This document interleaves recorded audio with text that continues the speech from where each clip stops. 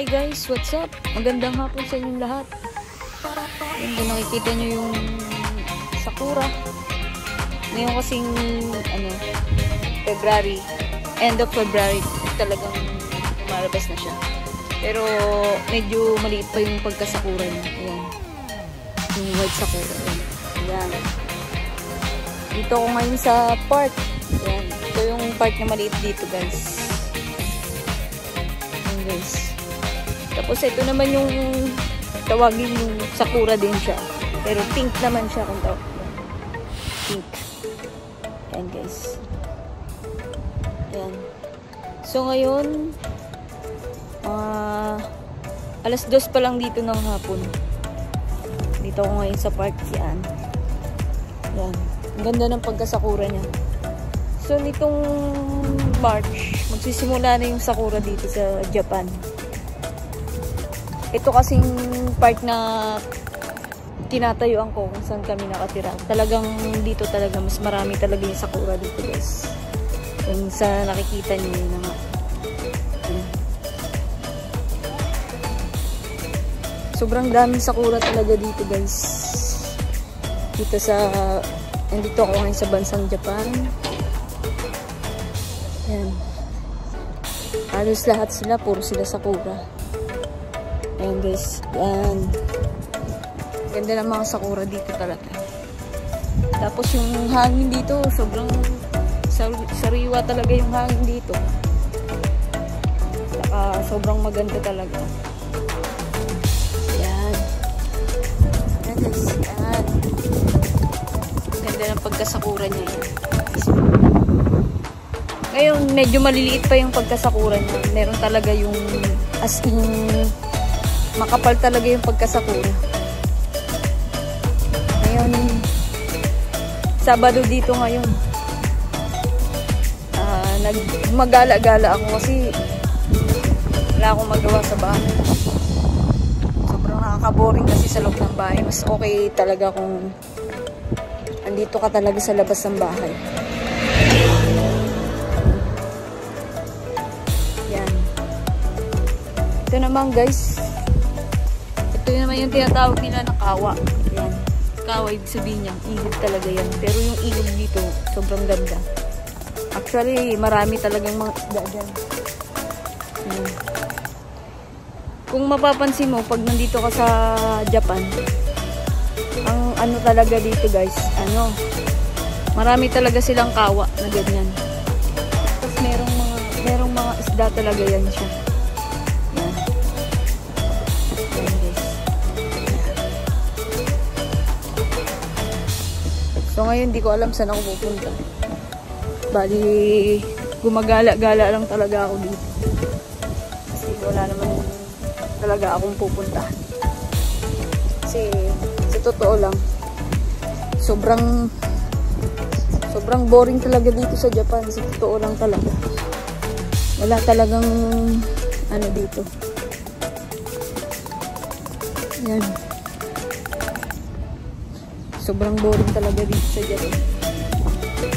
Kaya kailangan talaga kung malakas yung loob.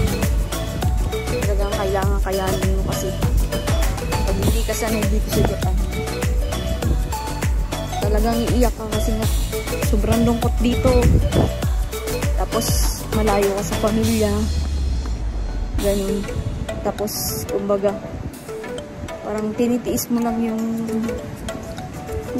tinitiis mo na malayo sa pamilya kasi gusto mo sila mabigyan ng magandang buhay. Siyempre, para na rin siyempre diba sa sarili mo. Ganun na nga. Yan guys. Pero ang pinakamaganda talaga dito sa Japan, yung mga pasyalan, hindi talaga siya medyo matao talaga. Pero ako kasi nung hirapan talaga ako dito kasi malayo ako sa pamilya. Tapos namimiss ko sila kuya, sila ate. Malayo talaga sa akin. Pero tiniis ko na lang yung kasi nga gusto ko magkaroon din naman ng magandang buhay. Yun. Yun na nga. So ngayon, yan. Sobrang linis talaga dito sa Japan. Ayan, lakas ng hangin guys.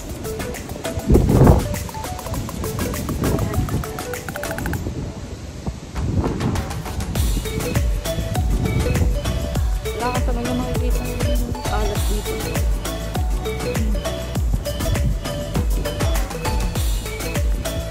Bali yun yung bahay namin guys. Yan yung bahay namin. As in dito lang talaga ako siya sa malapit. Yan. Dito lang ako sa malapit. Nasaan lang ako. Sobrang maganda talaga dito. Wala ka talagang masabi. Gusto mong magmuni-muni. Pwede ka dito. Yan, mga ganun.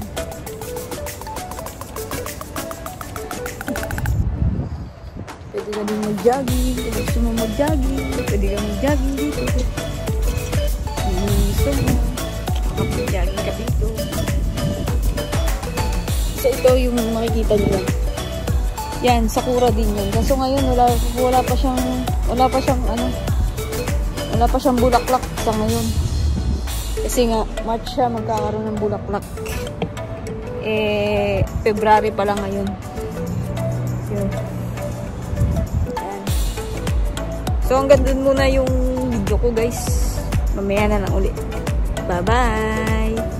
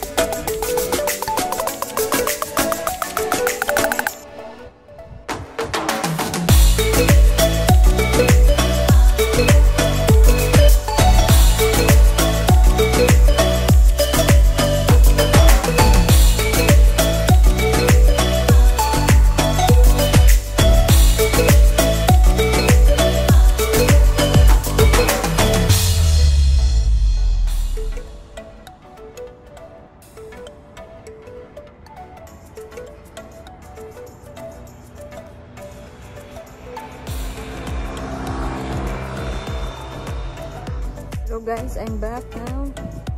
So ngayon naglakad ako.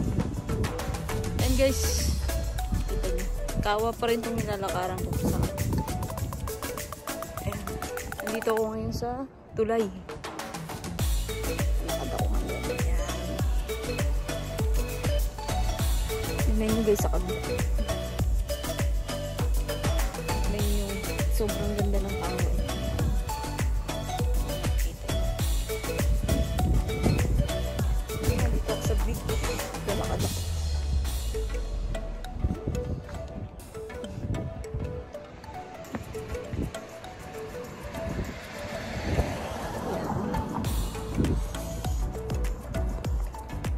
Sobrang ganda talaga dito sa Japan.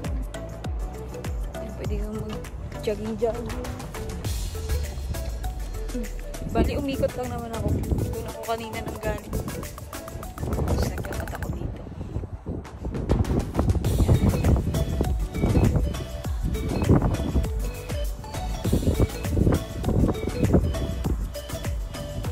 Ito guys, ito yung laruan ng soccer.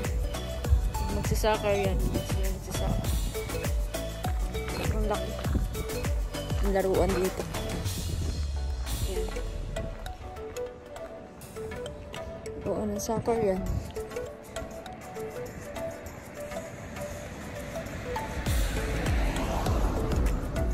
Ito yung maganda yun. Dito kasi maano yung panahon. Mainit pero malamig yung hangin. Kaya tingnan nyo naman yung suot ko. Dami ko talagang suot. Tapos yun na nga. Sobrang mainit. Pero yung hangin sobrang lamig. Yun lang talaga yung ano dito. Yung suot ko nga ngayon, tatlo dito sa taas, tapos tatlo rin sa baba. Yun yung pinakasuot ko ngayon. Yan. Kung makapansin nyo, di ba wala masyadong patao-tao dito.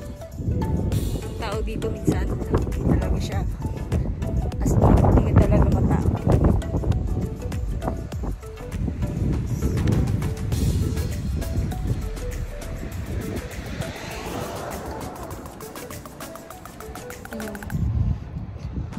Ayan, guys, tingnan nyo. Makikita nyo yung sakura.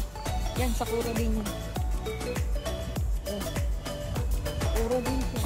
Bulaklak pa lang, pero yung pagka-bulaklak nga, maliit pa lang. Maliit pa talaga.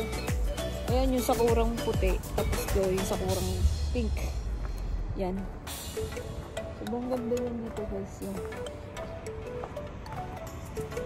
Kasi nga, itong area na to, talagang sakura talaga to. Talagang maraming sakura dito.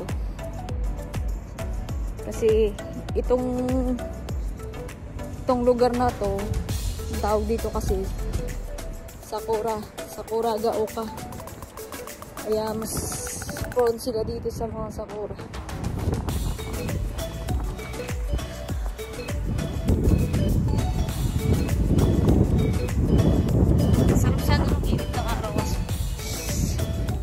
Hangin. Maraming mga apartment dito. Puro mga apartment talaga sila. Mga tirahan talaga. Dito kasi hindi ka makakatira dito pag kayo wala ka talagang pera. Mahirap. Sa hangin. Ayan guys, ganda ng pine tree. Yan, pine tree. Ganda dito. Kung sa atin yan, lalagyan mo yun ng Christmas. Sa atin yan kasi Christmas tree. Pero dito sa kanila, pine tree. Wala nga lang siyang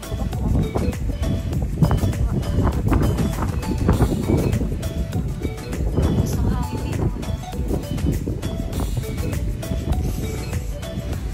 Sobrang lamig.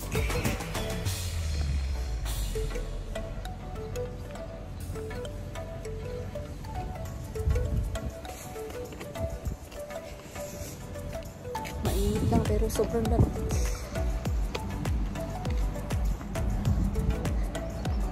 Pero sa totoo lang yung mga bahay dito, mga building, mga gawa talaga nila dito. As in, matitibay talaga. Hindi ba tulad sa akin?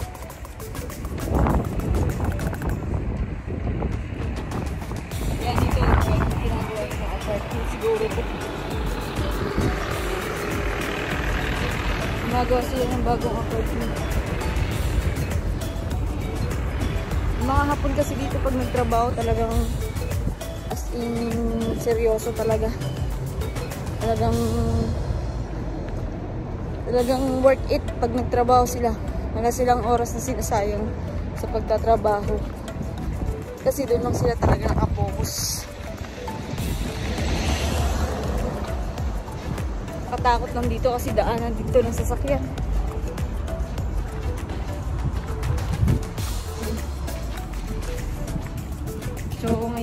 tayo sa ano to, pinaka-bridge din niya, pinaka-tulay daanan.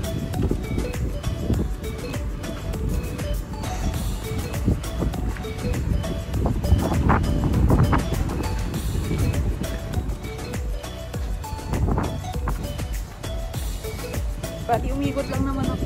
Hindi na ako nanggaling kanina sa kabila. Dito na ako ngayon. Ayan guys, ang ganda rin ng bulaklak. Ganda ng pagkabulaklak. Tapos ang dami talagang ano dito, apartment yan. Ayan. Apartment. Kanan, kaliwa. Bahay din talaga ito. Pero maganda yung mga bahay dito.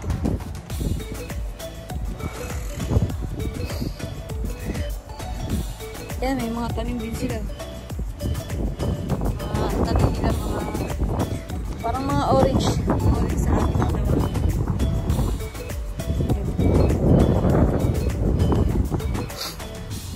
Sarap lang maglakad dito kasi sobrang ganda kasi ng lugar. Kahit na yung ordinaryong lugar, sobrang maganda talaga.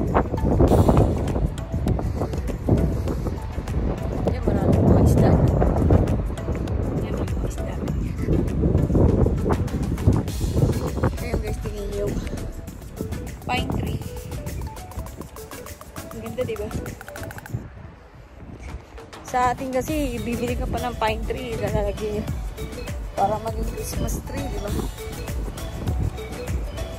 Dito kasi natural lang yung pine tree dito. Sobrang dami yung pine tree.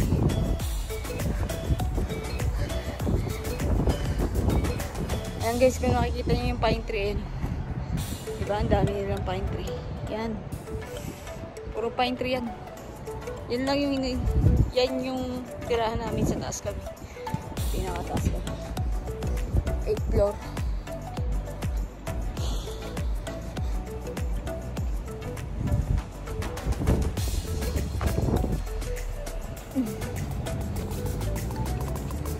Ito na yung pine tree guys. Ganda. Sobrang ganda, diba?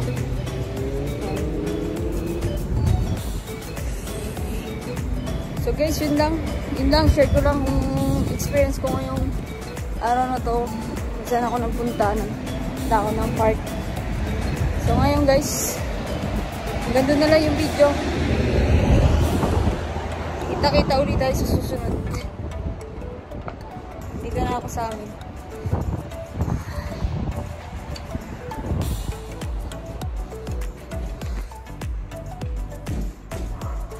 Kami na ako.